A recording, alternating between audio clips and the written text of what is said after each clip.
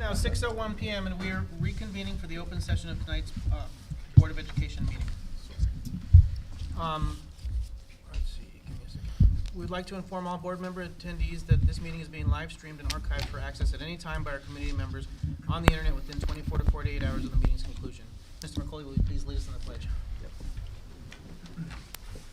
I pledge allegiance to the flag of the United States of America and to the republic for which it stands, one nation, under God, indivisible, with liberty and justice for all.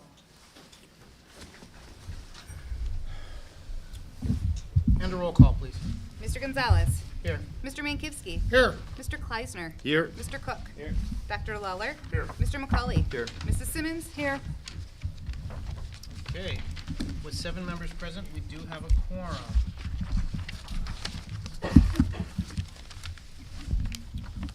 Is there anything that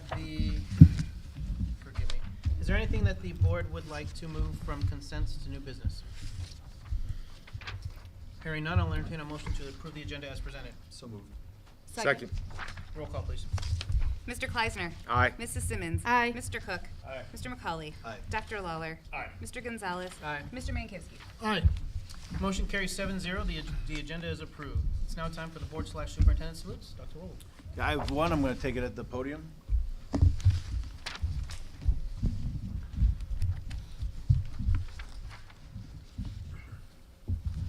This evening, I'd like to salute Aiden Zwick. So, Aiden, if you want to come on up here. Aiden is one of our 7th grade students here at Harder. Aiden attended the Super Bowl as a guest of the Make-A-Wish Foundation. And we want to take a moment out of our meeting to recognize Aiden and the positivity that he brings to Harder as he recovers. Anything you want to say, Aiden? No? We're going to show a video of some other news clips that highlight Aiden's experience.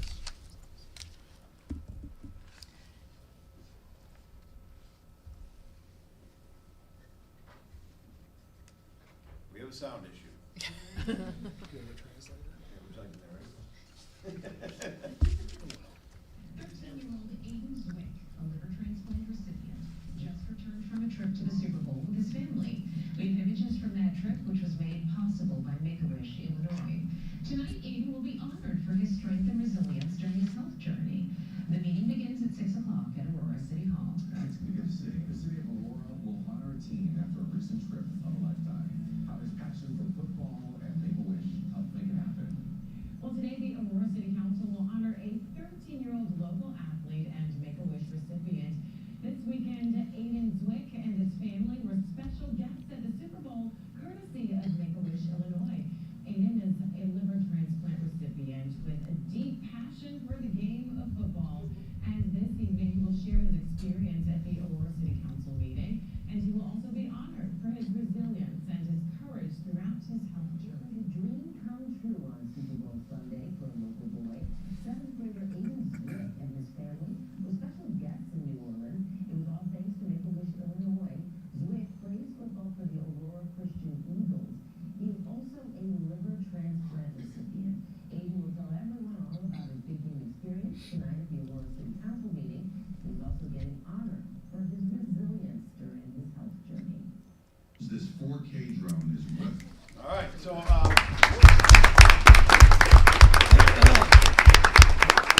were you cheering for the Eagles? Yes. All right, so on the jersey, just want to make sure. All right, so it was a good time? Yes. All right, glad you're here, glad you're doing well, and thank you for being such a great member of our community. Yeah.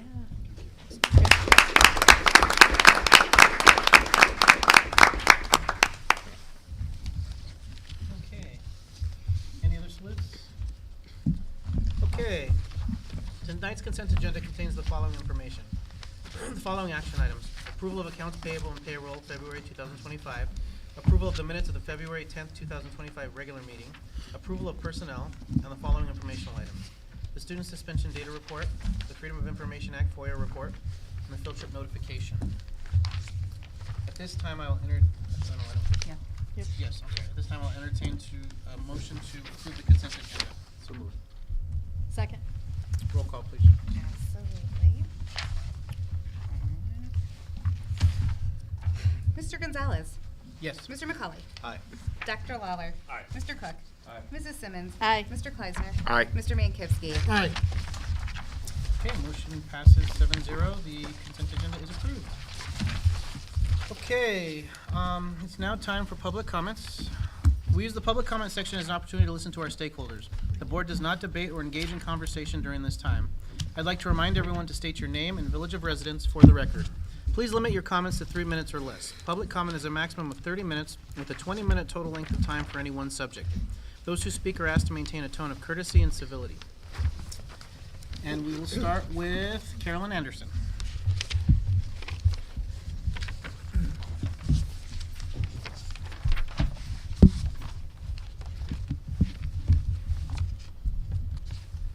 Good evening. I was wondering, is it possible that I could get an extra 30 seconds to a minute? Is that allowed? No? Unfortunately, we stick to the. Okay. I want you to. Here. The mic doesn't actually project, it's just for people at home, so. Oh, okay. See if you can hear this or not. How much it would be unless we knew exactly when infrastructure would be going into the ground and also when each parcel is being developed for the next 20 years. There's got to be a calculation for an order of magnitude, though. We talking 2 million? We talking 20 million? I can get a rough estimate based on best case scenario. I do not have that today. We just found this out. Okay. As you can see, this is the TIF for the Village of Sugar Grove, and that's Matt Anastasia speaking, who's the accountant for the village. This is during the hearing process where he's saying they don't know what the numbers are going to be. They're giving best case scenarios. And as we all know, over 23 years, best case scenarios are not something that can be relied on. I put on each one of your seats an opinion letter by an attorney that we have hired. There's a small group of us who crowdfunded a few $1,000s to get this into your hands so that you can make the best decision possible. And we just ask, please read it before making your decision. The attorney, Michael Roth, he was the attorney for the city of Naperville. I believe his credential is out credential, Catherine Field Orr. They are acquaintances and know each other. And if you flip through this, going 3 pages in, he basically says the estimate of TIF eligible redevelopment costs set forth on page 15 of the TIF eligibility report identifies no redevelopment costs that are specific to remediate chronic or downstream flooding of the TIF redevelopment project area. Furthermore, the EEI study that SB Friedman relies on also provides no support of Friedman's conclusions. There's no mention whatsoever of chronic flooding on the TIF redevelopment project area in the EEI study. On the next page, page 4, it says EEI statement that 88% of the TIF redevelopment project area drains naturally downstream towards Blackberry Creek says virtually nothing about if and how that contributes to flooding. Skipping to the next paragraph, the purpose of tax increment financing is to remediate existing blight, not subsidize development that might cause future problems. And what we have seen throughout the hearing process in the 6 years of my life contributed to this development is that all of the bottom line on this development is for the profit of Crown.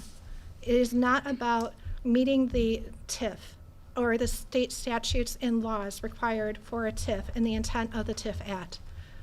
And it goes on to say, number 2, I would recommend just read the whole paragraph because that really kind of just nails everything. And then it says, no facts or evidence demonstrating present chronic flooding or downstream flooding of the redevelopment project area is provided. Page 5, number 3, the village has not been forthcoming. Ms. Anderson, your time is up.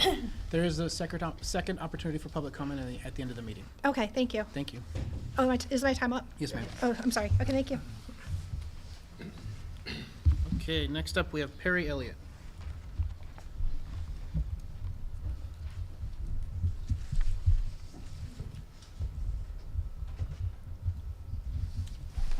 Hi, my name's Perry Elliott. I'm a resident of Sugar Grove.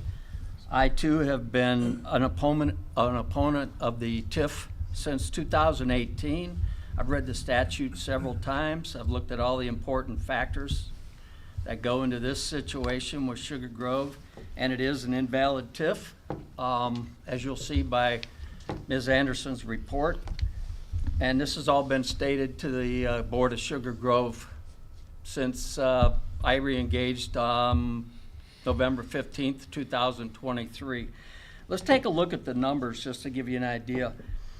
Normal school district revenues approximate 70% of the normal tax base of this county. Under that, with the numbers that revenue projections from the 80-20 split and the TIF, the school board would, out of 481 million, that's the proposed revenues over a 23-year period for tax incremental increases, school board would get $336,700,000. That's direct pass-through from the taxing districts. Under the TIF proposal, you get $26,470,000 over 23 years. It's not adjusted for inflation, which will cut that cost purchasing power in half in 24 years. So your net gain from that over that period of time might be about $13 to $14 million. Another piece of eye candy that they put in this was the gross or your school district reimbursement. There's a factor in there of $95 million. There's no guarantee you'll get any of that money. It's all based on incremental addition of students from within the TIF district. So you got to look at those numbers carefully to know what you'll even get. And any of this, where's my time? Okay, any of this is doesn't start until the 5th year into the actual, if it were approved, into the 5th year into the actual TIF, which at this point would be 2030. So you won't see $1 until then, if this goes through. Even with the, I know the school or the village offered a intergovernmental agreement, which they said they would also annually release their TIF portion of this, which is 10%. Even with that, you're not going to meet your financial problems that you're facing today. It's not going to help you at all. And what that amounts to me, at least the way I see it, it's nothing more than an insufficient green mail. They're trying to bribe you with something that really I don't think is going to do you any good.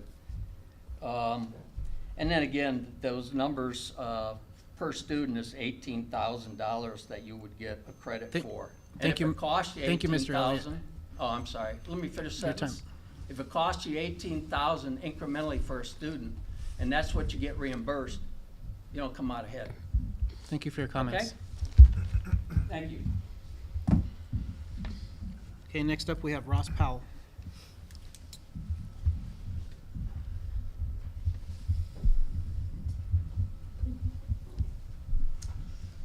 Hello, I'm a Blackberry Township resident. I'm an emeritus professor of geoscience from NIU. I spoke to you last time about the TIF and presented to you a letter from the AG saying, Attorney General, State Attorney General, saying that they're exploring the legitimacy of the TIF.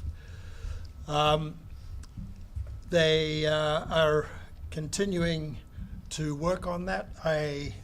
They requested further information from me. They've requested information from Sugar Grove. I have received a letter from them, and I've also got an additional document that I sent them in terms of what I consider the village and Crown, as well as their engineering subcontractors, are missing in terms of the data for the FOIA request, for the justification for the TIF. And so I just wanted to let you know, you're going to have a copy of this if you wish. I only have one copy now, but if you wish, you can contact me. But the Attorney General is continuing to assess the legitimacy of, but I just wanted to provide you an update. Thank you for your comments. Next up, we have Audrey Worth.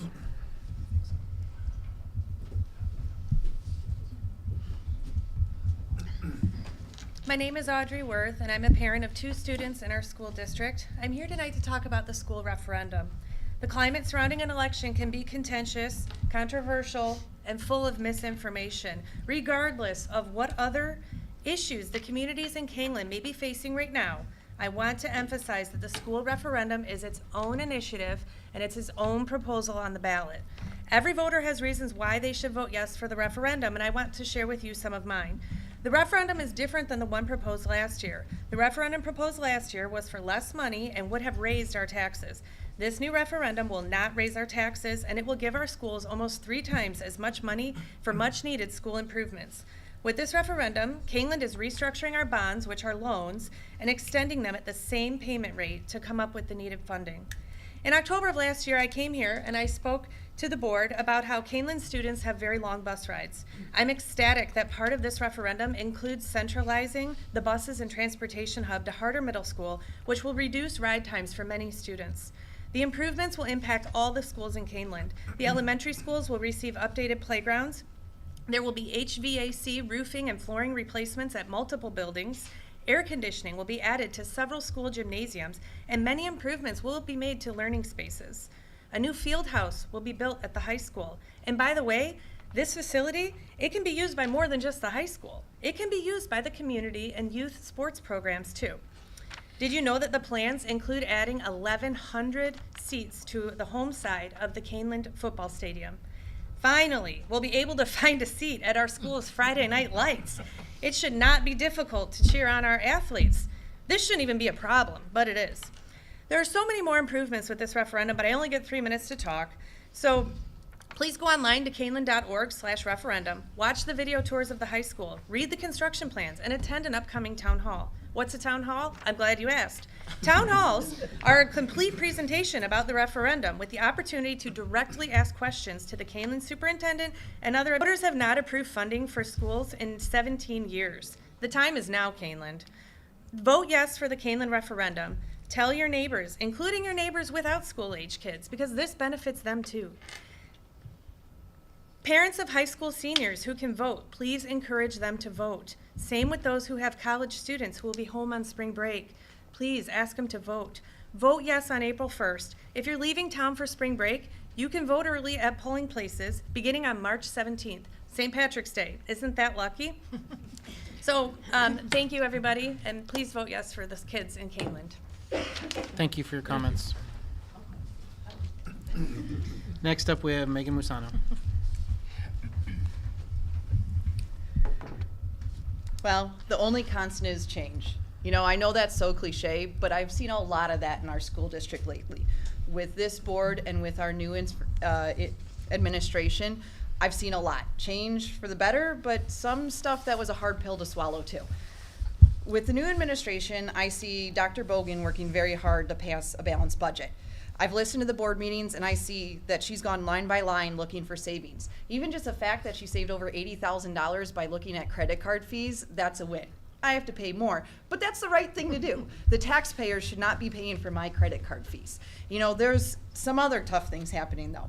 But as she plans for the future, we aren't going to be stuck with huge repairs or a lack of buses to transport our kids 5 years from now. So I appreciate that moving forward. Unfortunately, a balanced budget also included significant cuts. The one that was the hardest for me, my hard pill to swallow, was the loss of MTSS supports or interventionists.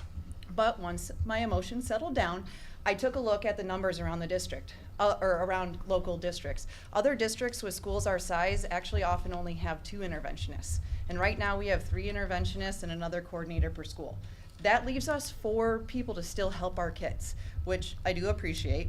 But regardless of the supports available, truly the best thing that we can do to help our kids is to continue to examine the curriculum and what we're teaching our kids.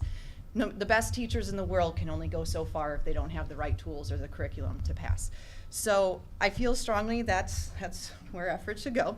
But I want to talk about another change for better, and that's the referendum, or a fraction of the size of the boys.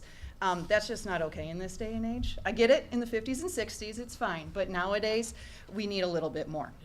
And of course, everything I want costs money. So it always comes down to money. You know, where's the money coming from? You know, some people will say, TIF, maybe the answer, maybe not. I am not standing up here with an opinion on that one. But what I do know, if the TIF doesn't go through, we only get $53,000 a year from that land. If the TIF does go through, according to our last lawyer on the January 13th meeting, we're not going to see money until 5 years out, and that's only like $500,000. The things we need now. everything I listed. We need it now, not a $500,000 5 years from now. So in my eyes, the district's dealt with a lot of change, but I'll happily be your biggest critic, but also your biggest supporter. I will happily vote for the referendum as you guys continue to look at the curriculum and the other things we need as a district. Thank you for your comments. Okay, next up we have Jaden Chadha.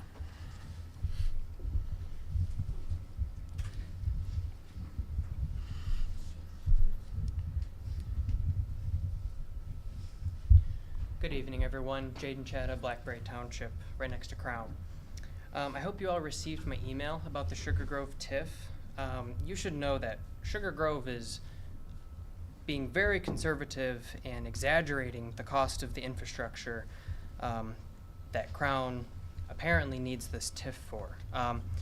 You should also know, and it's a little bit different, and regardless of your national politics, President Trump just issued or approved $500 billion in grants for data centers in the next 4 years. So there was no need for a TIF before, and if these grants are available, they're this large of a TIF or incentive period to make a profit, then it's their fault for making an investment here anyway. Thank you. Thank you for your comments. Next up, we have Jack Riggert. Hi, before my time starts, can I ask you a procedural question? I kind of want to do this in two parts. I want to talk a little bit about curriculum. I can come back at the end, right? So there's one opportunity, this is the first Okay. opportunity, and then the second opportunity to sign up, you'll get another 3 minutes All allotted right. to you if you So I sign want up. to crack something open on curriculum, and then I kind of want to bring a little bit of a solution, at least an idea in. So Jack Riggert, I'm from Elburn. I have a lot of grandchildren, 7 of them. I love kids. The awe and wonder of discovery, you know, when they're starting to grow up, find their place in the world, innocent, trusting, loving. I've been coming here for about 2 years, and I have a deep respect really for the board and for this administration. Everybody seems to really care about kids and what's going on with their kids, but despite our best efforts, they're still not doing great, and that's not just our district, that's across the nation. I travel a lot, and I see this. And so I'd like to discuss K through 5 reading curriculum. 3 things we know. We know that the costs are skyrocketing. In Illinois, it was $35 billion we spent 5 years ago. Now it's $44 billion. It hasn't changed anything, so it's not a money problem. I speak to a lot of young people, and we're seeing a mental health crisis, anxiety, depression, suicide. I mean, it breaks your heart. And at the same time, we see these math and reading scores plummeting. Across the nation now, only 30% of kids can read at proficiency levels. So that means 70% of the kids can't. And then there's one key focus that I really like to focus on, and that's K through 5 literacy, because in a sense, it's the key or the foundation, right? We know K through 3 is we learn how to read. And then from 4th grade on, we read to learn. If we miss that, if we don't turn that around at that very young age, kids struggle. And I see this all the time. I speak to a lot of high school kids. We leave a lot of kids behind, and it's a travesty. My master's degree is in philosophy and theology, not in education, but as I was looking at curriculums and trying to figure out solutions for this kind of stuff, it came in handy because philosophy starts with awe and wonder. It starts with reality. Why can't they just read at a basic level? I was an entrepreneur before I got into philosophy and theology and different things. And I used to read Milton Friedman. He was a great economist and a very practical man. And he said one of the great mistakes is to judge policies and programs by their intentions rather than the results. And the results for public school, again, I'm not picking on this district, but across the nation, something's wrong, right? We all know that.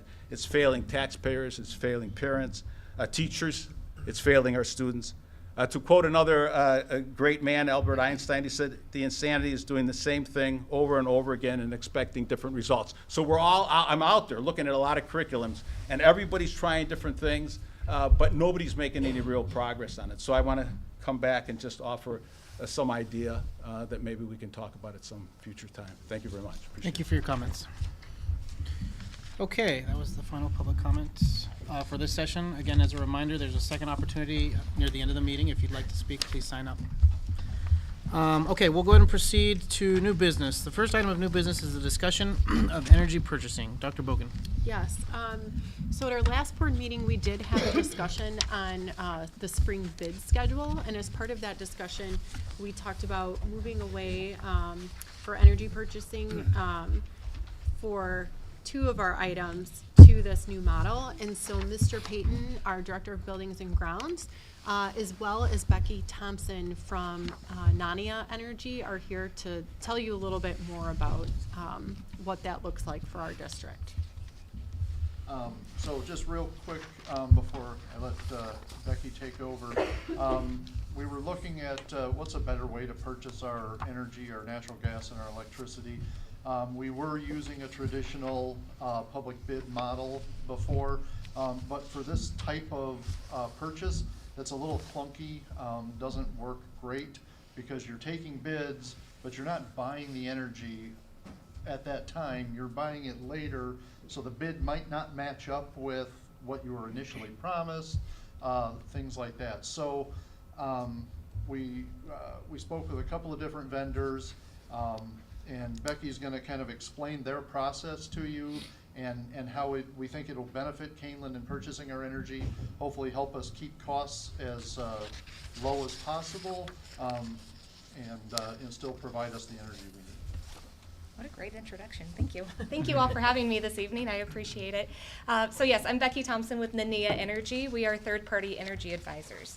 And I just threw a lot of words at you and you're like, what does that mean? Okay. So you have ComEd and NICOR are your utilities.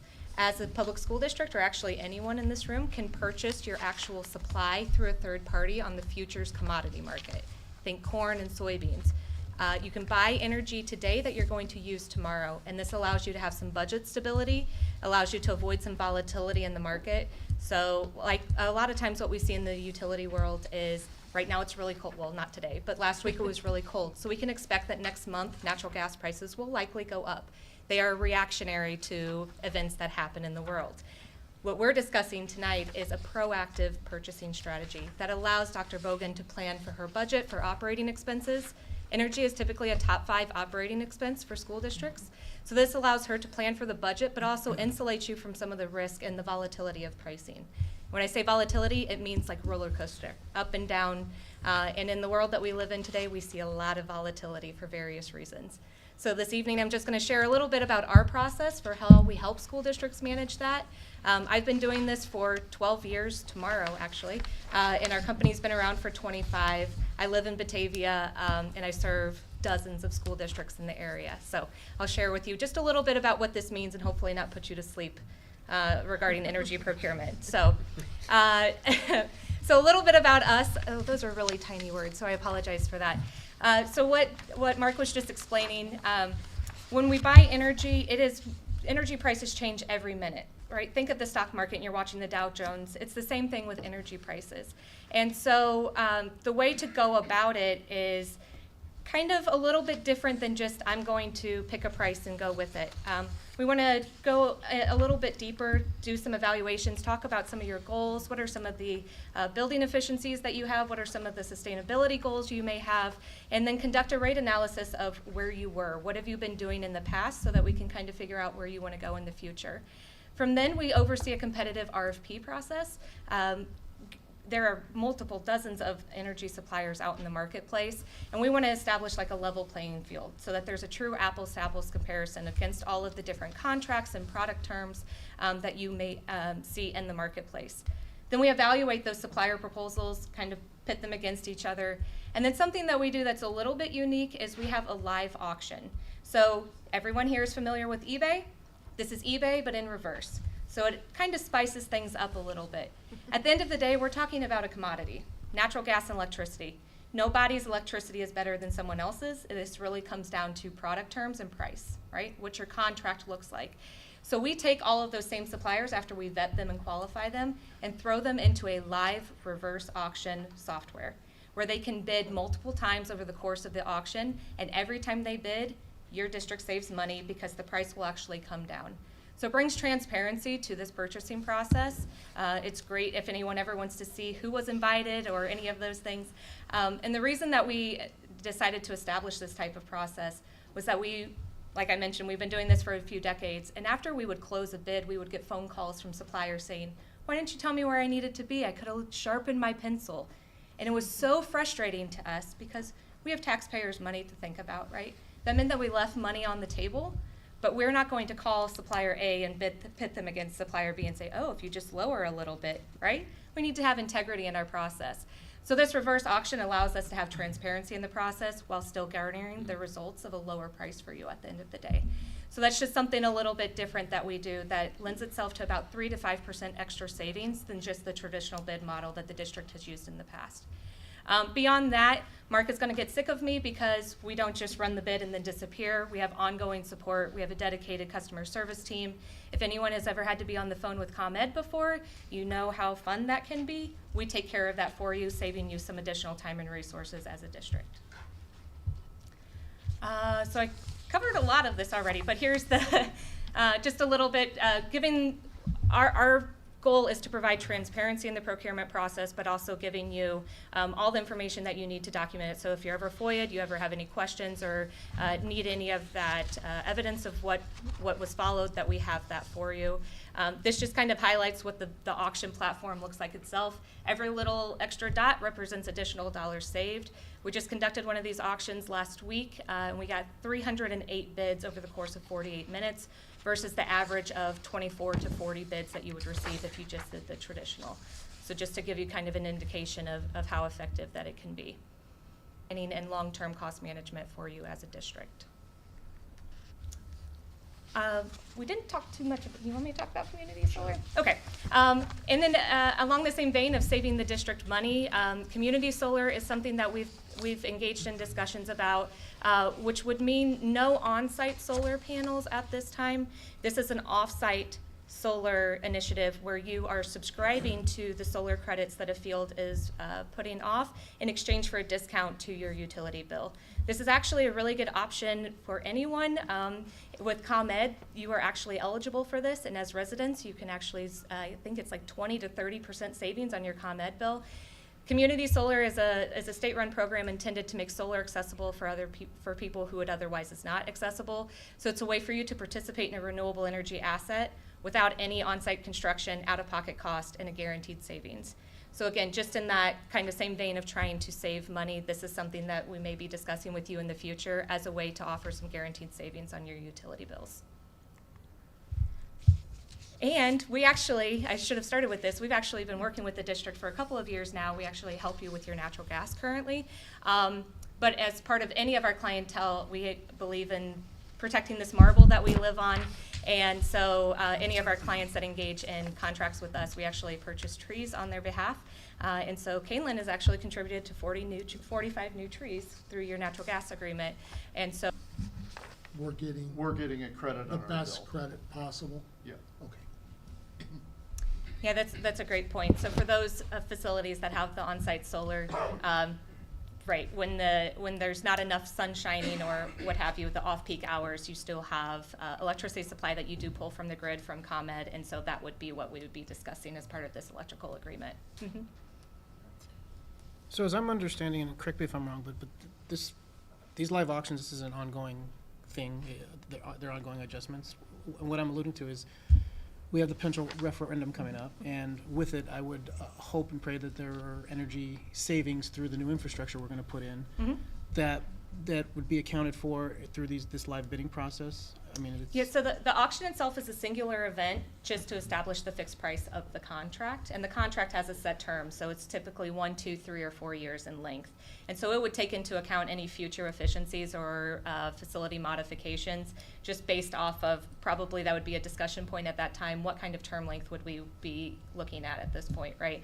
If the referendum passes and you are doing some facility adjustments, and you are planning those for summer of 2027, maybe the next electrical agreement doesn't extend beyond 2027. And then once you have established that new usage pattern, then we take that into account, and that is seen throughout your the rate that you receive. The rates that you receive are a function of the fixed rate times your usage. When you become more efficient, it doesn't necessarily change your rate. Your usage is going to go down, so you will. Hoping to see a reduction if there's some indicators that there might be a reduction in price, but that's what we'll really lean on them heavily for, is guiding us in how that works. So if we only locked in 50%, then there may be another auction, 9 months later, a year later, whatever. to set that rate for the additional 50% or another 25% or whatever makes sense at the time. Yeah, the complexity is going to be, you guys have decades of data in terms of energy usage, which you can use to your advantage, but with this new potentially this new infrastructure coming in, it's all going to be fresh, you know, not completely wiped clean, but it's going to be fresh, so, and I'm sure you guys have thought about that. I have one more question and then Yes, I'll please. shut up. On slide number 6, I see it as number 6, the energy auction slide where you have the grid. Yeah. There's an approximate 3 to 5% savings versus sealed bids. Is that because I was wondering, you know, what kind of savings would we realize from taking this approach? Yeah, so that's an excellent question. So to participate in the auction, we have to pre-qualify you. You have to meet all of our parameters of our RFP, or else you're not getting an invite to the table. So we actually require that all suppliers send us pricing, a sample contract, and meet all of our parameters prior to auction day. So then looking at our pattern after conducting thousands of auctions, we can see what the rate was when they submitted to the pre-qualifying round versus what the results were at the auction, and on average it's 3 to 5%. Okay, thank you. And in that vein, we're not entering into take or pay for the gas. I'm sorry? Take or pay contracts for the gas. It's, you know, based upon actual demand as opposed to, okay, Yep. on the electric and gas. Okay. Yep, so you pay for what you use. Yep, Right. absolutely. Okay. Mhm. Can I ask a question? Yeah. So could you speak more about NANIA's financial structure? So how, you don't bill us, right? You bill the energy providers, right? So could you maybe speak a little bit more about that? Yeah, absolutely. So it's similar to like if you work with an insurance agent. We receive a fixed per unit cost for both natural gas and electricity, so it directly correlates to your usage. It's we're unbiased when it comes to suppliers, as long as you meet some of our parameters for good creditworthiness, you're not going to be acquired, that kind of thing. And so it's part of the RFP parameter up front. So it is as explicitly written as NANIA's margin. Well, thank you. Thank you so much for your time this evening. I appreciate it. So there's no action required for the energy purchasing at this time. The second item of new business is the discussion of the Crown Community TIF in Sugar Grove. Dr. Roll. Yeah, so obviously this is a discussion we've been having over a series of months. We did invite Mr. Kevin Gordon from Korea to come to this meeting, provide a little insight as to what potential next steps might be, answer any questions the board might have. Thank you. When I was standing in the hall, somebody identified me as a lawyer right off the bat. They asked if I was the new lawyer, and I didn't really know what to say. Korea has represented you in some capacity since this summer, and I was recently asked to provide some thoughts to the superintendent and board president regarding the TIF in Sugar Grove, and we've had some discussion about that. To that end, I want to confine my comments to issues of procedure as far as should you choose to challenge the TIF in court. The next steps would be to develop a complaint asserting a cause of action and identifying the defects in that TIF that would be filed in Kane County Circuit Court, and from there the litigation commences. We'd have to serve the village. We'll have an initial status conference a couple of months after it's filed, but where the game plan, the outline for the litigation will be the party that is dissatisfied with the judge's ruling can appeal to the appellate court. And when you look at how long does this take, it can take years. It can take a couple of years to get through the circuit court. It can take a couple of years to get through the appellate court.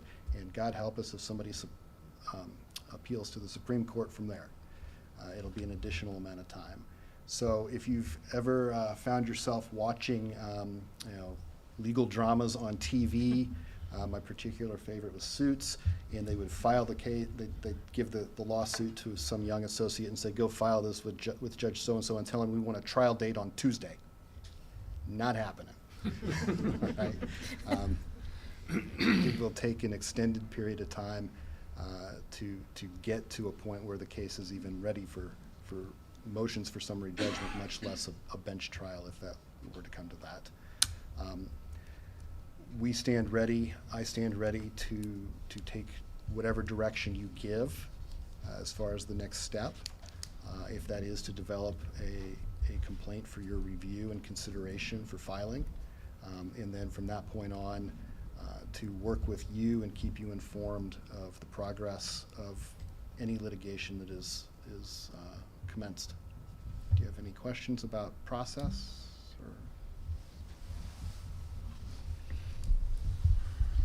All right. Well, thank you for your time, and I await your next direction. I'll start. I'm not happy with the IGs that have been proposed. I'm in no way prepared to agree to anything at this point, and I feel we've come to a point where we need to make a decision in proceeding one way or another. I mean, I think we're all aware of the costs, the risk, and the potential of lost revenues. So, you know, my 2 cents, my one recommendation as a board member is to authorize legal counsel to begin to look into possible. But I think the time has come. You know, they need to do better. Crown needs to do better. If they want this incentive, then they need to. The way I see it, they need to invest money back into the community, and we are nowhere near what my expectations would be for that. So that's my 2 cents for that. I would have to concur with that, and I'll go further. Their IGA proposal was insulting. It purely puts on us the burden of giving millions of taxpayer money that should be educating our students and giving it to billionaires. Let's just call it what it is. And the high-handed way that the Village of Sugar Grove has treated us, Kaneland, and more importantly, they can treat me like crap all they want. I don't give a crap, all right? But how little regard they have for our students, particularly our students with special needs, and our needs for providing the best quality education possible for our students. And then to go and file the OMA thing on a completely, correct me if I'm wrong, but you were at the same meeting. I was just going to say, I agree with both the previous board members' comments, and I think that if anything, we've had an incredible amount of community support and a lot of community outpour with this request to support those folks, and I think that's a big piece of it. If I could make a plea to the community, I think it would be helpful if, as we navigate our strategies and see where we're going to go, it would be helpful to have community groups form and perhaps help start raising some funds or doing some mobilization so that we could lean on those groups when this comes to press.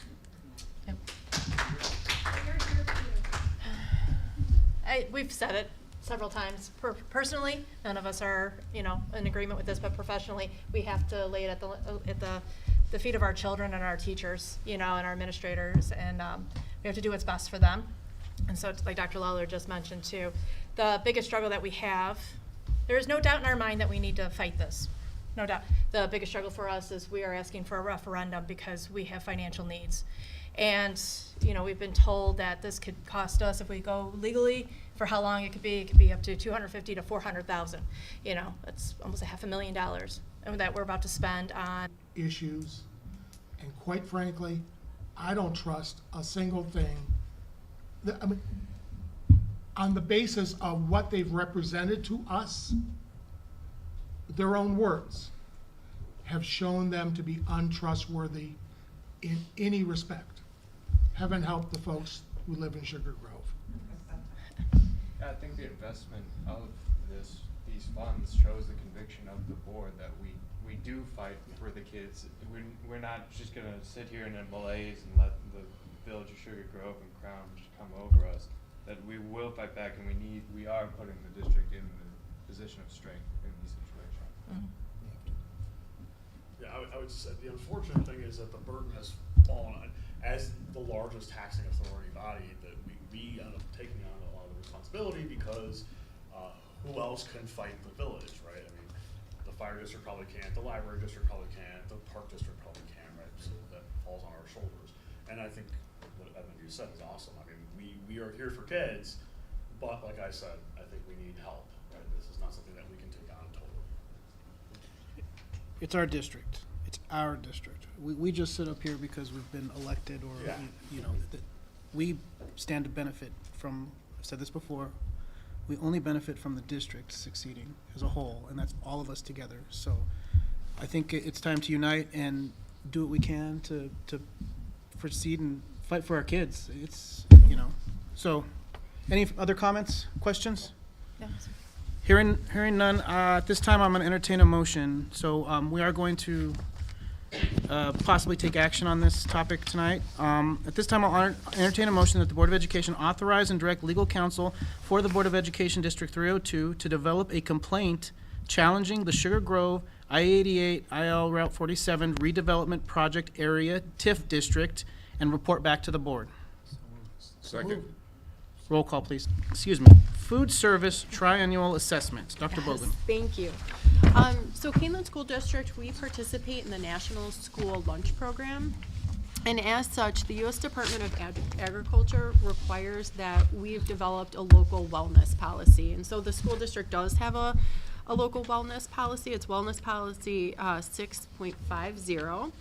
And it's part of our food service board policy 4120, which oversees compliance. And so the biggest piece of that, it states that in addition to having our local wellness policy, we need to complete a triennial assessment of that policy. And so that triennial assessment was put in 2022, and so we're coming up on that 3-year mark. So Gigi Statler, our food service director, recently completed the triennial assessment, and so I'm asking the board to approve that assessment that she completed tonight.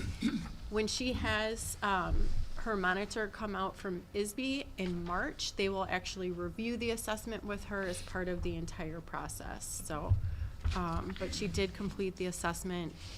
Her assessment found that, our food and nutrition program is in compliance with the wellness policy. Again, that after your approval, it will also be reviewed during that monitoring process by the state. So lots of oversight on our food and nutrition program. Are there any questions I can answer? Does this have anything, there were some cost increases to food, and we took the cost increases more on the unhealthier snacks and whatnot, and then the healthier stuff either remained the same or I think maybe went down even a quarter or something like that. Is this a part of that, or is that just our internal initiative? That was our internal initiative. Cool. I definitely heard about that from my 16-year-old daughter. I've heard a little bit of feedback on that as well from some students. She goes, did you guys do that? I said, absolutely, we agree on that 100%. Eat more apples. That's my grandstand. Questions, comments? Okay, hearing none. At this time, I'll entertain a motion that the Board of Education approves the attached triennial assessment as presented. So moved. Second. Roll call, please. Mr. Kleisner. Aye. Mrs. Simmons. Aye. Mr. McCauley. Aye. Dr. Lawler. Aye. Mr. Cook. Aye. Mr. Gonzalez. Aye. Mr. Mankivsky. Aye. Motion passes 7-0. I'm going to try and say it for a third time. The food service triennial assessment is approved. The fourth item of new business is the approval of the summer school fees. Dr. Rowling. This was a team effort. This was a team effort. Thank you to Dr. Mumm and to Dr. Horn for putting this together. But typically in the past, the school district has been, the school board has been asked to approve school fees for summer school. And last year, the board was asked to approve them because there were some other programmatic changes. And so at that time, we had increased the fees. That is generally not a typical year for us. They work really hard to keep summer school fees fixed and very consistent. And so there are no increases to summer school fees for this summer as compared to last summer. So all summer school fees are flat. So we are asking that the board approve the current fees for the upcoming summer. the costs stay close to being the same? in Relatively, summer? relatively close, yep. Yeah, there wasn't a need to increase fees based on the programming that is taking place this year.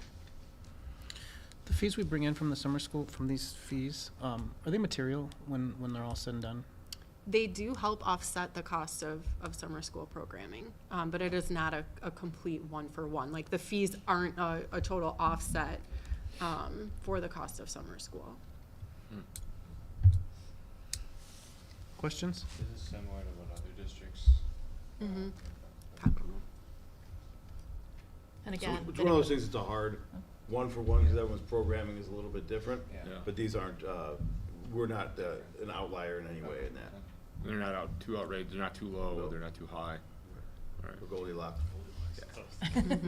Is it standard to not recover the cost of summer school with fees? Correct. Is that just the standard It would be very difficult to recover the cost of summer school fees unless you were charging Okay. essentially tuition to families for that. Got it. So this is something that is, for the most part, built into our budget regardless, and this is supplementing This just a little helps bit. offset it, Got it, yeah. okay. Clear. And if kids are on the free reduce or Correct. they don't have to pay these fees? or- Correct. Okay. Questions, comments? Hearing none, I'll entertain a motion that the Board of Education approve the current summer school fees as presented. So moved. Second. Roll call, please. Mrs. Simmons. Aye. Mr. McCauley. Aye. Dr. Lawler. Aye. Mr. Cook. Aye. Mr. Gonzalez. Aye. Mr. Mankiewicz. Aye. Mr. Kleisner. Aye. Motion carries 7-0. The summer school fees are approved. Fifth item of new business is a presentation on curriculum series, math. Dr. Rowling. Yeah, good evening. I'm going to invite Drs. Horn and Mum to continue the curriculum series that we have been doing throughout the fall and through the winter. Excuse me. We will be covering the math curriculum this evening, talking about where we are, where we've been, where we are, and where we are going. So, doctors. Good evening. So, as Dr. Rowling just mentioned, we are following up on the third installment of the curriculum practices. Today's focus is on math, and we are going to be walking you through some data. We're going to be looking at the curriculum comparisons, curriculum tools, decision-making that goes into how things are structured, how things are selected, and design for next steps. So let's start first looking at grades 3 through 8th, and that's on the IAR. So the IAR was a data point that we looked at last time we were up here, and we were talking about ELA. IAR does assess ELA, but it also does assess readiness for mathematics.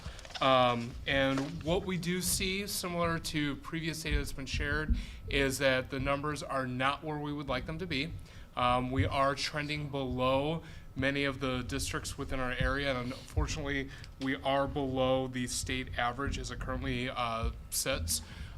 So some steps have already been taken for this year to help mitigate that, and then we have begun planning and working as we move forward to make sure that we're providing a better learning experience for our students and supporting the overall structure.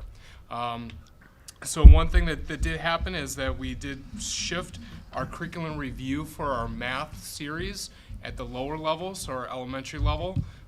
Dr. Mum is currently leading that with a team of math teachers to identify new curriculum and work through that process. We have looked at how things are structured based on units of study and how they are measured on the IAR, and making some adjustments based on our pacing. And then we have put out a IAR planning to create a culture within the district of excitement, if you will, as excited as you can get around a standardized test. But at least that there's a level of awareness. So we've partnered with our Director of Communication to get some stuff out to our families through YouTube, through other modes that we have. And then embedded within the practices, we have sample questions given out to our students. So by design, when they are sitting in front of the IAR, they are familiar with the way the questions are structured, and it's not new information for them. Okay, hold on. As part of that review of curriculum, have you looked at existing curricula? In particular, what St. Charles is using, what's being used, Blue Bonnet in Texas, the math units.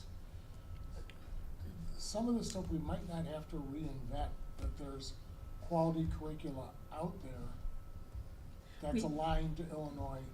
Yep, I have not looked at Blue Bonnet in Texas, so I will look that up.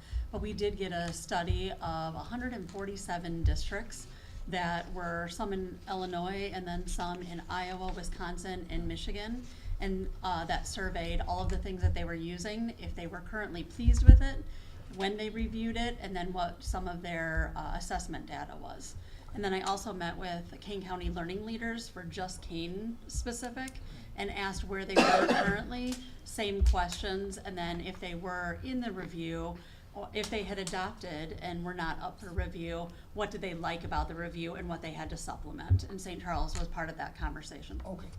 And as we're going at it, I'm sorry, I'm jumping ahead. No, great question. As we're going at it right now, are we going to be ready to implement an elementary math curriculum at the start of this coming school year? Yes. Okay. We are down to our final 4 products, and our vendor showcase is this Friday. We've implemented a full pilot in the fall of 1 that we have determined is not our choice. Okay. We are piloting 3 others, and we're looking at 4. We went to visit the other one that we are not piloting that we have an interest in Sycamore School District, and that's why we asked them to the vendor showcase.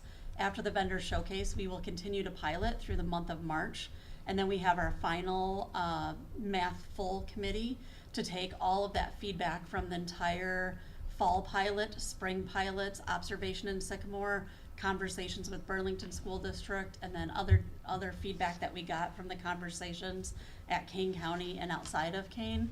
And we're making our decision at the end of March to propose here in April.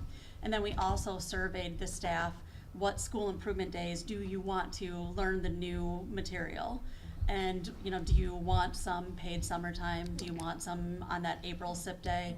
And they predominantly have wanted their norming days in the fall to become their official training days with some other opportunities as optional in the summer.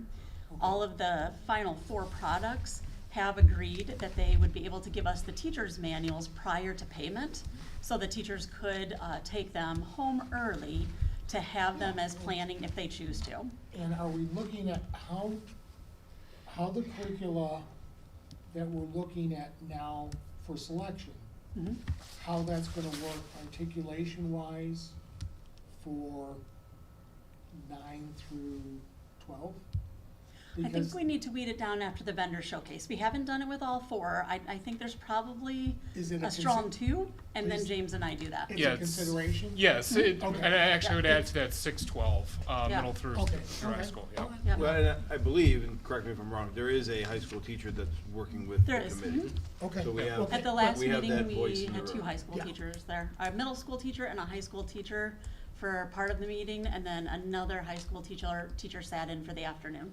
And the curricula you're considering comes with supporting resources? When you for say the- supporting, do you mean manipulatives or differentiated materials?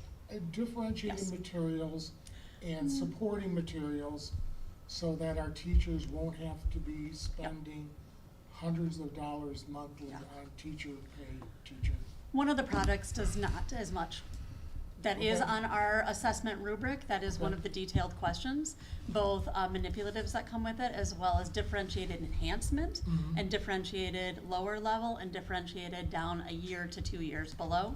That is on the assessment rubric that they will use during the vendor showcase as one of the questions. And I will be honest that one of them probably will not fare well with that question. And is there a talented and gifted aspect on the curricula that we're considering? 3 of them do. One Three of them is, have again, the- not as have strong. the tag? Okay. Correct. Okay. Yep.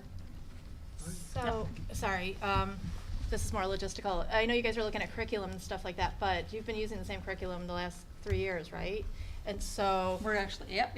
Okay, so my thing is, part of your review, I understand you're reviewing the curriculums and stuff like that, but are you also reviewing what's the trend? Why are we going down in scores? So like talking to the teachers, is it the students, is it COVID? We've had a few parents ask us, if it's something ahead of time, sorry, or I'm jumping ahead, but some parents have asked us due to COVID, because some of the way we had to teach virtually and stuff like that, are there other things that besides just curriculum that we need to implement and for some of our students? Because if we're using the same curriculum and we're just changing it up and giving other resources, but our kids are still already lagging, what else are we missing? What do we need? This spring, and this starts the conversation of exactly that, especially at the intermediate grades when you start to see the dip. Yeah. This is our local assessment data, and you can see that our data trend is actually trending up through 3rd grade, and then you see 4th and 5th grade go down. And looking at that, and then also comparing the deep dive of the IAR, what we find is in our assessments of what we've been missing in explicit teaching is that questioning of multi-step questions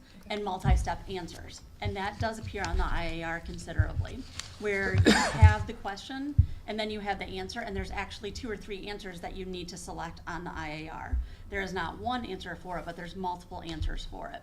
And so what we did in the fall for that is we actually went back to our local assessment, and in each domain, we revised our local assessment to mirror some of those questions, and then started to embed those types of questions into our math practices, as well as in our IAR practice like Dr. Horn was talking about, so that we can start to talk a little bit about the test-taking skill of weeding through the question. Is this question asking you to identify an explicit answer, or is this question asking you to identify possible answers?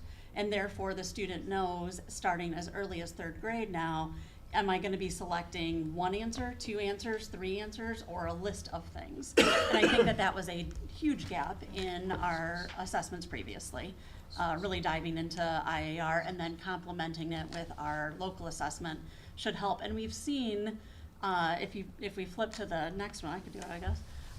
We've seen already on our winter standard view for iReady, some of those pieces that we started by the revision of our own local assessment and adding those multi-step problems and multi-answer problems. We already are seeing some of our cohorts and sections. We have 12 out of 22 sections scored the highest this winter on the winter iReady, and 8 out of 14 scored higher than they did last winter. And so we're seeing some of the gains of the deep dive data work that we did already.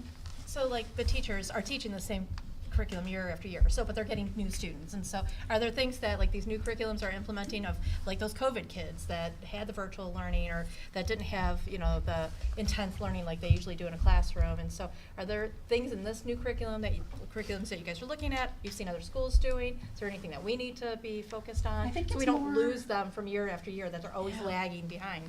I don't know that it's the actual reported standard that we have covered all the reported standards that we need to, and that every district does. It's the manner in which we reflect on what the depth of the reported standard that we really want to shift and go deeper into. Okay. And that, I think, is what we're drawing our attention to through some of that assessment reflection. And even we found with Blackberry Creek's SIP goal, their deeper reflection into that. They're teaching the reported standard for sure, but they're diving deeper into the manner in which they're doing the computation part of it. And that deeper dive into that reported standard with the computation has proven to give us the academic increase that I think our students really needed. I don't know that it ever was an issue of us not covering reported standards that others are, or not covering the ones we should. I do think our sequence was right. Geometry is always going to be our debate for IAR. Geometry falls after IAR. We're pushing it back this year, so we'll get a little geometry in, but we still have a month and a half after IAR. And so geometry is always going to be a little bit of our weak area. We're trying to spiral it more to get more exposure prior to the test. But we've always covered the right standards. It's the reflective process and the assessment, multi-answer, multi-reflective learning of it is where I think our intensive work needs to go. Well, an approach to process. Yes, absolutely. When it comes to, on math. Absolutely, yes. What I think is, as we deal with some of the students that may have a learning lag because of COVID, that alludes to Mr. Mankivsky's question about what supports do the curriculum packages have for students that are a year behind, 2 years behind, so that the teacher has those readily available Right. to say, Oh, yeah. we're dealing with fractions and I have a student that's struggling with this concept. I can pull out without having to do a ton of research, right? I can pull this out. I know it's aligned to what we're doing to help support that student that's maybe behind. Or with learning disabilities. Right. The Yep. special ed package. For whatever reason it happens to be. That numeric or And the dyslexic benefit or of, whatever, yeah. the benefit of some of the programs isn't just the repetition of that, but it's, delivering to the student in a different way as well. Because I might not have captured it in the initial approach, but then when you introduced it to me in this different way, a light bulb went off. And so we're trying to look for, do you have differentiated lessons that offer that in a variety of ways in the program? And many of the top 4 do have that. Thank you. Sorry for making you jump No. through your PowerPoint. Good questions. Could I ask you a question? There's a significant drop off between John Shields and the other schools. Are these, and it's not an accident if we're in the 330 person category.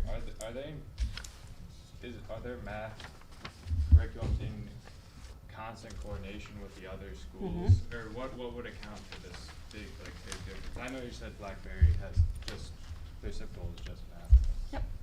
Yep. John Shields does have a reading goal and focusing on guided reading. I've talked with the principal there and talked with the MTSS coordinator. We do learning walks monthly and have gone and observed math lessons in all of the elementaries, and they do look very similar. Okay. And so I can affirm that the teaching of math does look similar in all 4 buildings. I really think that some of that, and I don't know exactly what that piece is, there is a little bit of conversation with the principal at Shields of the motivation behind iReady at the intermediate grades there that we're continuing to have. Okay, that's good. I just don't like to see. I'm a Nope. proud John Shields graduate. Agreed. Yep. So just a question, and I don't know if you have the answer for this, so it's okay if you don't. Do we have the sense that COVID didn't equally negatively impact districts across the state?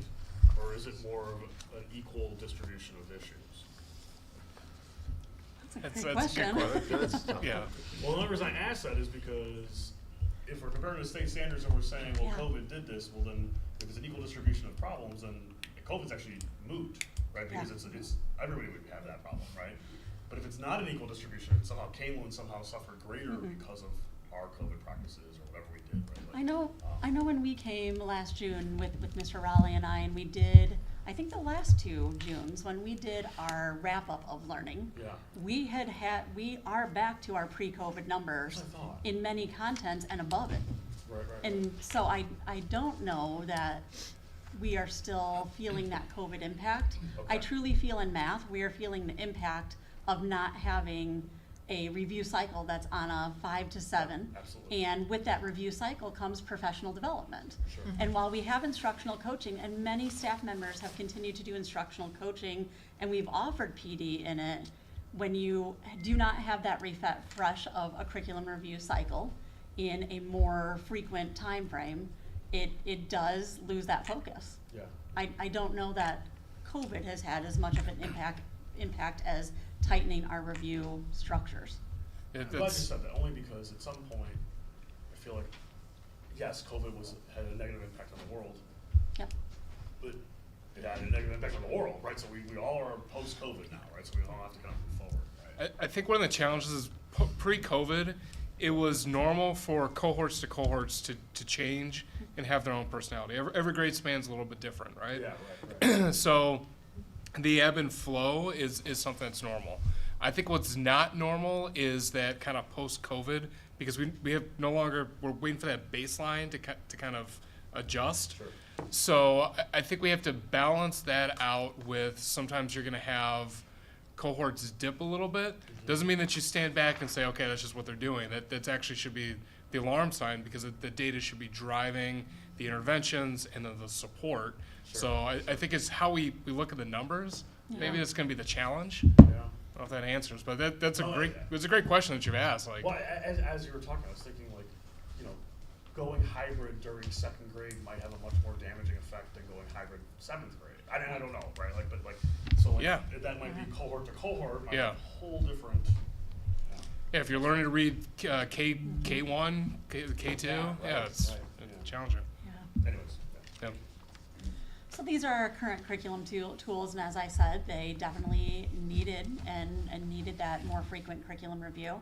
Our official adopted materials came in 2004, 2006. We did a mini workbook review right around that COVID time, getting some print materials in that staff can check out. My Math and Engage New York were some online lessons, but it is time to get that full refresh of the formal program. The one thing that they do have is the Common Core book. Every teacher has the Common Core lessons book, which for every reported standard in Common Core, there are lessons in there for every staff member to use. But it is definitely an area that we are excited to remedy and get the materials along with the professional development. Can you remind me how involved the teachers were in the process of making this transition? The adoption? Yeah. For this year? Yes. Yes, we have one of our largest review committees. I think it's on a couple slides coming up. We have instructional coaches. We have a large portion, I think 20-some, 19 to 20-some classroom teachers on the committee. But the benefit that we have had to do is we also opened we got 13 samples to vet, and we opened that up to any teacher. They could take a full sub-day or half sub-day to come and look at all the samples, even if they weren't on the committee. Fill out a feedback sample, fill out a request to pilot sample, so you did not have to be on the full committee to participate in the review. Also, because the vendor showcase happens on King County Day, any staff member K-12 can attend the vendor showcase as well this Friday. And so I think we're gonna have about 30 or 40 teachers be able to sit through the vendor showcase at different times. If they're piloting something, they may not see that vendor, but they wanna come and see the next one. And so they're gonna be doing different things and getting to see 3 or 4 of the vendors on that day. We also had staff had the ability to travel over to Sycamore to observe their pilot lessons. And then tomorrow morning, I have a live chat with the Sycamore curriculum folks. The two of us are gonna have a chat that anyone during their collab time in the elementary can log on and listen to us talk about the pilots. And then on March either 4th or 5th, I'm doing the same with the curriculum director in Burlington as well. And so any K-5 staff member can be a part of that review and give feedback leading up to the decision, even though our committee is about 20, 25 people. Yeah, that sounds really interactive. Do you get the sense that the staff feel like they're much more involved in the process than previously? I feel that, yeah. We've asked many times. I've also had union leadership come to the meetings, and so that they could also hear afterwards. And I've reached out to union leadership, and are you hearing feedback, positively or negatively? Sure. Anything else we can do along the way? And I feel like they are feeling heard. Have you talked to other schools? Like, I'm looking at St. Charles's numbers are higher. Like, what are they doing? Are they doing anything above and beyond just the curriculum and the curriculum resources? Do they have like math clubs? Do they have why are their scores so much higher than everybody else's? I have their notes, and I never like to talk on public about other school districts and their notes to me, but yes, we've investigated their programs, their adopted program, and then school by school the differences there. Yeah. And so we do share that with our committees and what differences they are doing in their schools. I get that, our populations are different and, and sizes and stuff like that. And so budgets and stuff like that are different too. I was just like, I'm always looking, is there other creative ways of outside of curriculum? Is there other ways to support the teachers and the kids? Are they finding different ways to reach them? And, so. There are some opportunities that we have found in conversations with the districts of math clubs and during WIN time, some different alternative math things that are opportunities during the day. And then there's definitely districts that have some precursor math clubs at the elementary levels. And we haven't explored the club concept at elementary at all. That does have a financial commitment to right, it. Exactly. I know, that's what I said. I'm always willing, or looking for other, unique opportunities or ways to collaborate or so. But also parents. There are some parents that say they want to participate or help and stuff like that. So just, there's other unique opportunities out there that we're not doing and maybe we can implement here, so. When we do conclude a curriculum review cycle, I always do contact Blake at Sugar Grove and say, here are some great ideas for Sugar Grove Park District courses that you might want to consider. Yeah. And so we share ideas that way too with our partners. Perfect, thank you. Okay, so we are shifting to middle school. So looking at the texts that are used at Savas, and we are looking at moving up our curriculum review cycle. This is the tool that has been used 6th, 7th, and 8th for a number of years. So just like the elementary is going through the process, we're going to be looking to go through their review process, not just the middle school, but at the high school as well. Now, things to consider about Savas is that there are tangible workbooks as well as an online component to it, and short videos that provide intervention and enhancement. In addition to the textbook, Maneuvering the Middle is a support tool. It's a full online support tool that our teachers have and are using at the mid-level. Those are full lesson videos, intervention tools. They do follow along with the identified standards for the mid-level classes that are supported through Savas. Transitioning to the high school, similar to 2 board meeting ago presentation, SAT drives a lot of it. SAT is not just ELA, but is math. What you see with the SAT, similar to what we just reported with the IAR, unfortunately, we are trending down. We are lower than many of our surrounding communities and have slipped below the state average.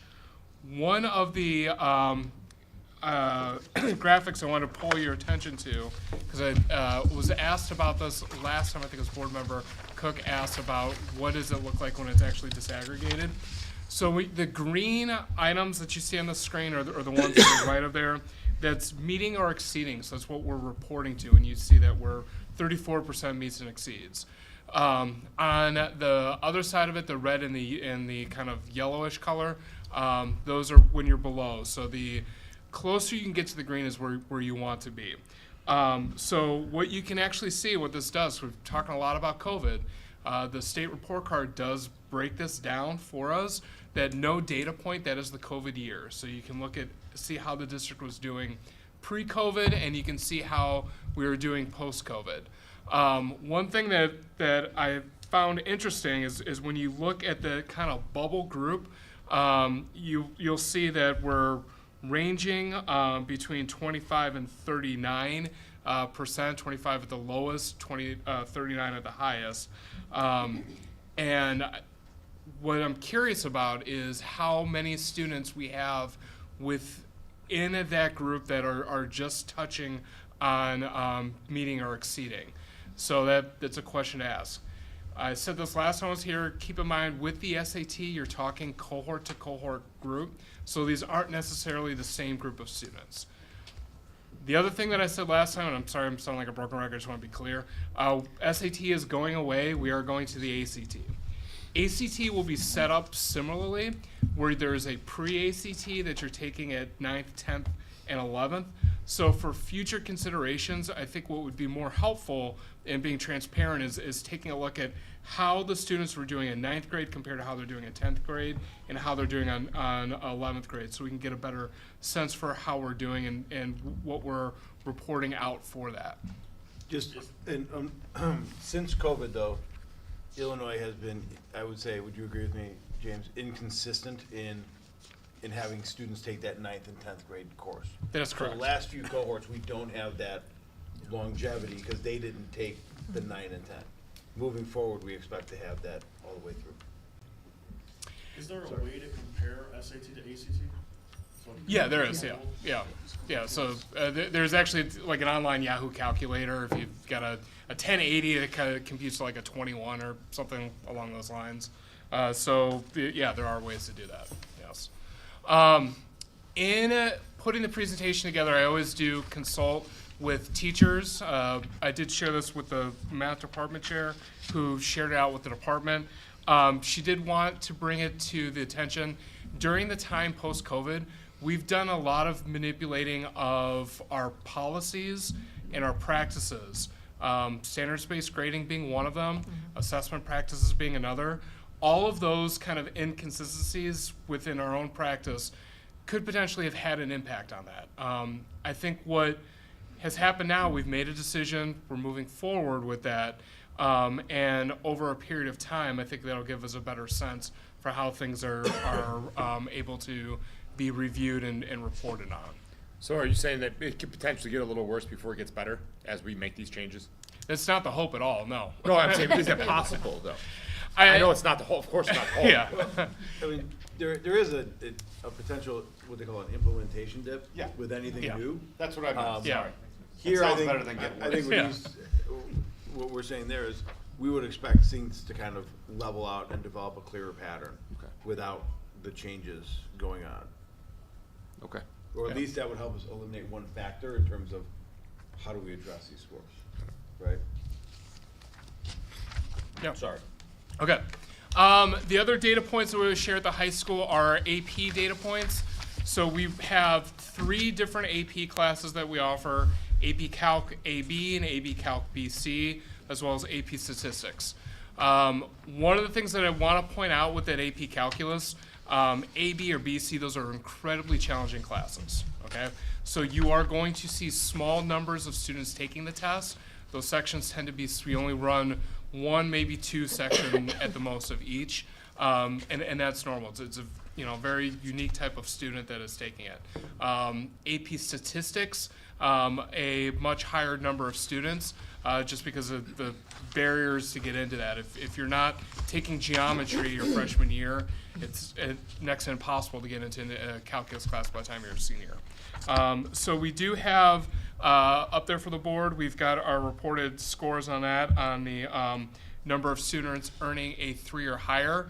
I did, to provide some additional information, provide the mean score as well as the total number of students taking it.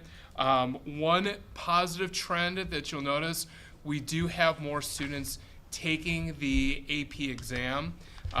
When you look at national trends, that is something that you're seeing post-COVID. AP enrollment dipped a little bit just because students were coming back and a little hesitant to get into it. And even when they were taking the classes, they were hesitant to take the test. That we've turned the corner on that, and we do have more students at the high school taking advanced placement classes. That experience in and of itself is positive for our kids. Okay. The curriculum tools, because we have more classes offered for a variety of students at different levels, so we do have a range of curriculum tools and textbooks. Savas, Pearson's My Math, and Achieve, depending on the class that the student's in. AP drives, the College Board of Advanced Placement does drive a lot of what textbook the student's using, as does with dual credit books that we're using to be able to give credit for our students. We kind of already covered a little bit of who is on the committee. The one data point that isn't up there is non-committee members that are piloting for elementary.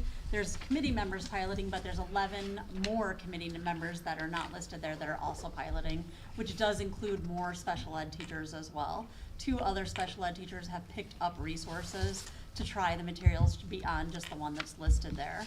And then we have 2 MTSS teachers that are also taking some of the materials and trying it in an MTSS manner as well, so that we can get a wide scope of the use of those materials.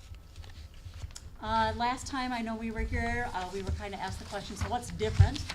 We've covered many of these things. The review cycle is different this year, including more of a wide span of what other districts are doing, district visitations, more expansion of who is on the committee. IAR is different this year. We have never done a planning calendar. We've never done the retired problem practices before. You'll see at the end, hopefully you got to watch the riveting video of the IAR virtual parent night. We had a great turnout, 29 families logged on to the first family night. We have another one coming up on March 20th at 5:30. Some great conversation about what resources we can use at home, what resources we're using in the school. We have a Show What You Know campaign also, where students are submitting videos of things that they have been learning. Administrators are submitting videos of things that they're learning about the tools of IAR and aha moments about thinking about the test and thinking about the problems. And those videos are all out on, or going out weekly from Mr. Chavez on our YouTube and in the nightly news as well, to kind of promote things to think of and how do you use that highlight tool, how do you think about multiple answers to a problem. And so there has been a lot of differences compared to last time we did the IAR and last time that we reviewed math. At the secondary level, the big change is the recommended change to the review cycle to piggyback off of the EC5, and then the iReady growth goals at the middle school being built into it. And then developing crosswalk document with the current existing curriculum to what is expected on the ACT. Would there be a look into next year for K-5? I don't know, I mentioned that there's not a ton of homework. So would there be a look into the expansion of more homework so that it's driven into their heads? I know all the kids listen. Yeah, right. It actually did come up at the IAR parent meeting, and since then we've had some parent conversation. I think we had a homework policy previously that actually was board approved, and then about 8 years ago we went away from it because of the community kind of question to what is the intent and purpose of busy work at home. And so maybe the pendulum is swinging back to wanting it again. And so that might be something we need to survey our community and our staff on again. It is a topic that's coming up on our Educator Advisory Council because it came up also looking at KPAS data this past month of homework and conversation, because we were looking at our KPAS data, and one of the survey results was from middle school middle school teachers. Are fifth graders prepared to come to middle school? And one of the data points was they're not prepared or organized really on how to do homework and how to organize themselves to do homework. Yeah. And so do we need to go back to an elementary homework policy, and what should those minutes look like? And so we're bringing it back to EAC. That sounds good, thank you. Yeah. I know as a parent it's been difficult for me personally, because it's not just about busy work, but it's also being able to engage in what your student is learning. Yeah. And if you don't have that homework at home, first of all, you don't see what they're doing at school, and also you're not able to provide the supportive home resource that you potentially could by flowing through it. So I know it's been a subject in our household and with other parents as well. Not necessarily to inundate them with a ton of homework, but to connect the home, learning environment with the school. Yep. And we've kept the reading, at home and reading the 20 minutes, and we have made iReady lessons a possibility, but I think there's probably something a little bit more robust we could be doing with our homework and think about the policy of minutes. Yep. Something we want to investigate for sure. A little bit about the decision-making process, and these just kind of give a summary of, since our last math adoption, which has been a while ago, here are the totals of opportunities for professional development, both external and internal. And I think one of the most powerful ones has been the book study. We've had 38 staff members go through the Building Thinking classrooms, and that's K through 12th grade. We've had some mixed grade spans, and that really seems to have a powerful impact as a book study in practices for math instruction. And then finally, the curriculum design, just as a summary, as always, of what we're working on, identifying the new tool. We'll be back in April for the proposal of, I think, world language and math. Is your world language? Well, it's world language. World languages for you, and then obviously math for elementary. And then, as I mentioned, just to plug again, March 20th at 5:30, we have our last virtual IAR night for families, and we'll be sending out the Google link for that. If you missed the first one, you can log on and listen to it. The video is there. And then we'll have a revised curriculum review cycle as well coming up. Thank you very much. Thank you. Okay, any questions, comments? Hearing none, there's no action required for the curriculum presentation. Thank you to Drs. Mum and Dr. Horn for that. It's now time for the superintendent/board report. Dr. Rowling. All right, thank you. I know that Miss Slattery stole some of mine, so I'll let her have them. Congratulations to senior Alex Gochis for winning his first wrestling match at the IHSA State Finals. He did not, unfortunately, did not bring home any hardware, but we are proud of the season and career that he has had representing the Knights. In response to the last meeting, my team has been out, me personally and a couple other people, watching parking lots when we're able to in the morning. We're continuing to monitor, and then we'll be engaging our community partners on an as-needed basis. And then in the coming weeks, we will be hosting town halls to help inform the public about the upcoming referendum. If you are curious where the Kaneland admin will be, please consider joining us. We will be this Wednesday over at 6 o'clock at the Maple Park Civic Center. Next Monday, we will be at McDowell Elementary at Montgomery at 6 o'clock, and at the Sugar Grove Library next Thursday at 6 o'clock.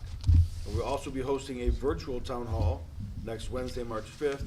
Guess when? 6 o'clock. It's our time, I guess, we do everything. The link for that meeting is available on the district website. And then additionally, the public is invited to join us for tours of Kaneland High School on Saturday, March 8th from 9 to 11. If you haven't seen it, please come. It's a heck of a show.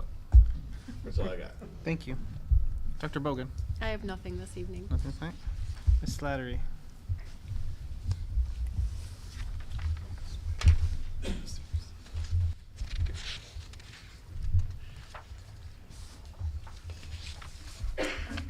Good evening. Girls basketball won their regional last Friday against Crystal Lake South, and they'll play tomorrow at Rockford Borland Catholic High School against Dixon for their sectional game. The boys basketball team finished their regular season with a record of 30-1, which is now the high school record, and they had their senior night last Friday, which they won against LaSalle Peru. The guys will start their road of playoffs this week at IMSA this Wednesday against either IMSA or Plano High School. The Kaneland Crier's 4th issue will be released this Thursday, which high school students can find in their English classes, and for everybody else it will be available on our website. And this day just so happens to be National Freedom Press Day, where high school journalists celebrate their First Amendment right to free speech and free press, which I thought, as I described earlier, as a happy accident. So, thank you. Thank you. Anything from the board? No? Okay, topics for future agendas. Going once, twice? Okay, hearing none, we'll move on to the second round of public comments.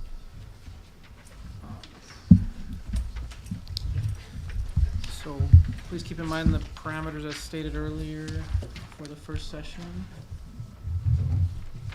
And thank you, ma'am. First up, we have Jack Riggert. Well, thanks again, and thanks for everything you do. As I was searching for, I've got 7 grandkids, and they're all different ages in this K-5 category, and trying to look at things that work. And there's a lot of experimentation going on with AI and all kinds of things, but it's all experimentation, and I can't see any differentiation of any of these different things.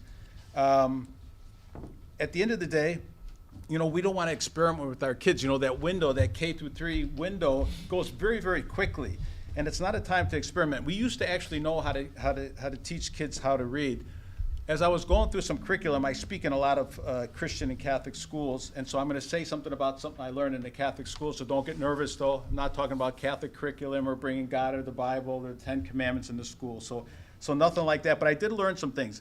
Talking to principals and teachers from schools in very low-income areas. And they're very high in their testing. All the 4th graders could read, and they would be surrounded by public schools where not even one child could read. So I got interested in that, right? Black, brown, white children all together, parents working 2 jobs. The bottom line, and they're using the same curriculum for a long time. And I asked them why, and they said, well, first of all, we don't have the funding, so we kept the curriculum for a long time. And we don't have the money, so we don't buy all the technology. And then they found out something very good, and they knew already over the years, is that technology and all the screens at these early ages aren't doing the kids any good. That actual books, actual pens and paper, are what's worked for them all this time. So I just want to make a quick suggestion for 302 to make our district a shining star for the entire state. As we look for curriculums to find the best curriculum for reading and literacy that we can, that's been battle tested and aged already by teachers in the classroom. The curriculum has to include lesson plans. The more I talk to teachers, they're overwhelmed, especially new ones coming in, they're overwhelmed on what to teach. So we want to have lesson plans in there, and then so they can just figure out what to teach, right?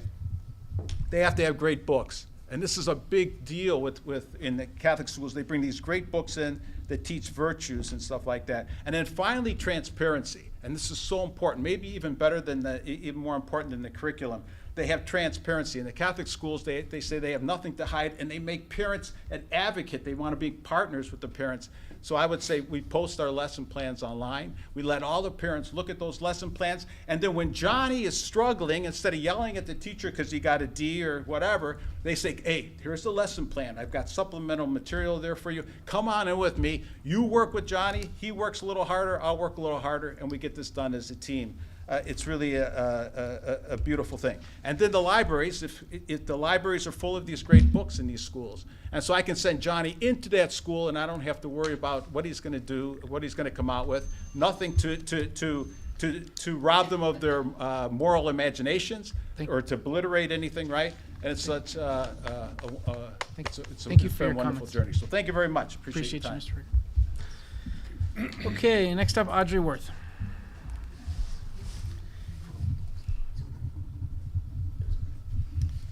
Thank you. I wanted to speak again about the referendum. Voters, whether you agree or disagree about decisions made tonight by the school board or about the TIF or about the Village of Sugar Grove, I just want to reiterate, the referendum is a completely separate initiative and proposal on the ballot. So regardless of all that talk, please don't let your feelings about that stop you from voting yes for the referendum. Withholding a vote for the referendum because of any disagreement or feelings you have really only punishes the kids in our district. If the referendum passes, it sounds like there were some decisions made tonight. I want the public to know that the school board, they cannot take these funds from the referendum and then spend them on something else, okay? So if they say, hey, we might have attorney fees or whatever it is, they are still bound to use them for the capital projects that are proposed. So please, there is no bait and switch that will or can happen. Please know that. I want to look at the verbiage on the ballot. I want everybody to recognize what is on the ballot and what you're voting on. Again, has nothing to do with TIF or the Crown or anything. Shall the Board of Education of Kaneland Community Unit School District number 302, Kane and DeKalb Counties in Illinois, alter, repair, and equip school buildings and improve the sites thereof, including but not limited to repairing and replacing infrastructure and mechanical systems, replacing roofs and updating playgrounds at the elementary school buildings, improving learning spaces, restrooms, the main entrance, and athletic facilities at the Kaneland High School building, and building and equipping a field house addition there to build and equip maintenance and transportation facilities, and issue its bonds to the amount of $140 million and some odd dollars for the purpose of paying the cost thereof. It's right there. That is what those funds are for, and that is how they are bound to spend them. I wanted to tell you that the construction plans, they are on the Kaneland referendum website. One of them is from Wold, who are the architects who are going to be doing a lot of these improvements. A couple of them I want to hit on. I've heard from parents in the community, well, this seems like a lot of athletic things in this referendum. Yes, there are things that have to do with athletics, but I want you to know that there are things that will help the students in school. There was a lot of talk about curriculum tonight. So they're looking at refreshing science labs, improving acoustics in the school where things are disruptive and people in the hallways, students can't concentrate. There's confidentiality issues when students go to talk to a social worker. Other students can see that they're going to talk to a social worker. So there's a lot of other there are infrastructure needs, but there's also a lot of things that will help students in the environment.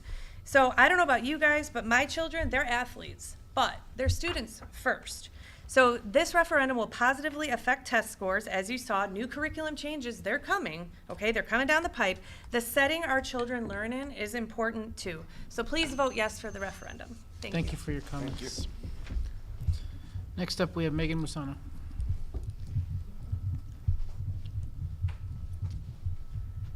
It's always so hard to limit to 3 minutes. Listening today gave me so many things I wanted to talk about. Homework, communication, the fact that I got twins in 2 different rooms, so one communicates one way, one gets homework one. It's interesting. So case study and the development right there in my household.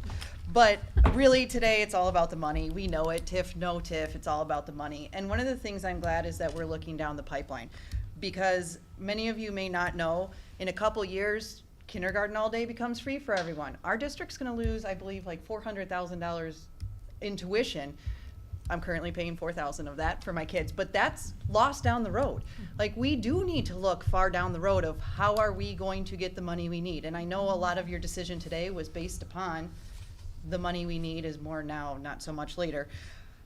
Also, the state provides some reimbursement for transportation. Right now we get reimbursed, I think, for 80%, and like moving next year, they're gonna only reimburse 68% of that 80%. It moves us down to like what?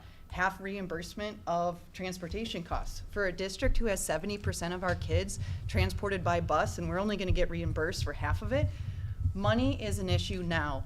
It's not something that we can wait 23 years for, you know, but I'm not opinionated on that. But what I am saying is I'm glad we're looking at that as a district. So I appreciate that. I appreciate that we're looking at money, because things aren't gonna get easier right now.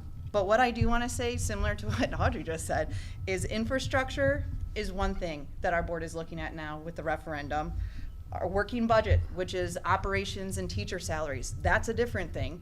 And then a completely different thing that a lot of Facebook says is our test results and how we're doing as a district. These are 3 completely separate issues, and we have to look at them separately. I don't love that I actually have so much hope for math now. I'm thrilled, okay? So much hope.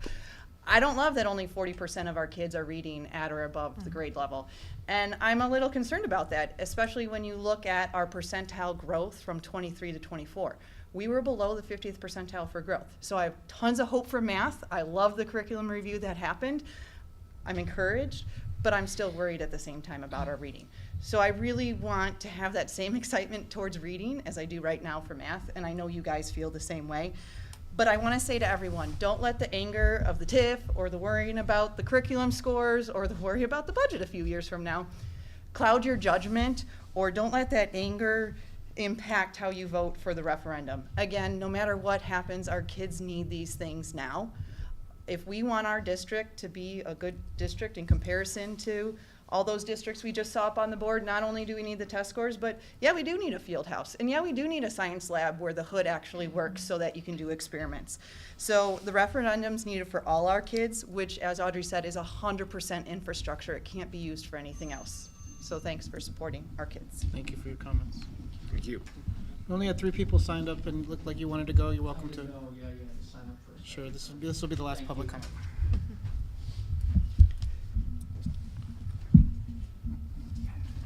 First of all, I want to thank the board for their vote about opposing the TIF.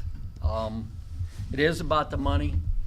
The other aspect of the TIF is it is wrong. It's just not a legal action. So I think you want to send a message to your body of students that some things you have to stand up against just because it's right or wrong. Also, and my eyes aren't what they used to be, so I can't read your name from here. You're right, the burden does fall on the school district because you have 70% at stake, and the rest of the overall taxing bodies have 30%. So you have the most to gain or lose, and the numbers I gave you are accurate. I'm a financial professional, and I know my numbers, and I know how they work, and these numbers are screwy. But the other thing is that there is $500 billion that has been promised to be invested in AI and data centers by SoftBank, Oracle, Microsoft, and others. It's not grants. Federal grants will come on top of that. But also, Crown has already contracted for the complete sale of 244 saleable acres, which is everything on the north side of 88 for data centers already. That's been sold. It's done. They also probably could contract everything on the south side of 88, which from a business standpoint, with no TIF, Crown is probably going to pursue that. That's money. Their profit on their sellable acres is $1 million plus per acre. They got a $500 million there, and that's tough to pass that up.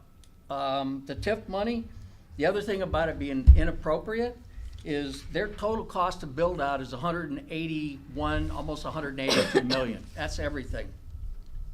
Their funding that they're getting with this proposal is 179,614,000, which almost means they're gonna build it for free, including over 70 million in interest, okay? So there's a lot of numbers in here, and I can't do it in 3 minutes.